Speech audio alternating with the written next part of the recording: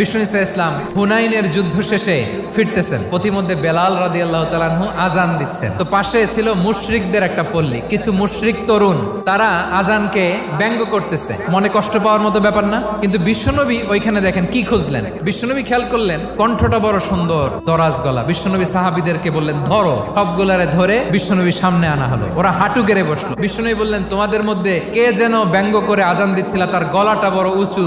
আবু মাহজুরা বলে আমার বন্ধুরা সবাই আমার দিকে আঙ্গুল দেখায়। আবু মাহজুরার মাথায় হাত দিয়ে বললেন এবার আজান দাও দেখি। আবু মাহজুরা বলে আমি তো আজান দিতে জানি না। বিশ্বনবী বললেন তাহলে আসো আমি তোমারে শিখাই দেই। বিশ্বনবী একটা বাক্য পরে, আবু মাহজুরা পরে, বিশ্বনবী পরে, আবু মাহজুরা পরে। আবু মাহজুরা বলে এক একটা বাক্য পড়ি আমার কলিজাটা গলে ঠান্ডা হয়ে যায়। বিশ্বনবীর সাথে দাঁড়িয়ে উনি শাহাদা পড়ে মুসলমান হয়ে গেলেন। বিষ্ণু ইসা ইসলাম বললেন যাও আবু মাহজুরা, আমি তোমাকে পৃথিবীর শ্রেষ্ঠতম মসজিদ মক্কার মসজিদুল হারামের মুয়াজ্জিন হিসেবে অ্যাপয়েন্ট করে দিলাম।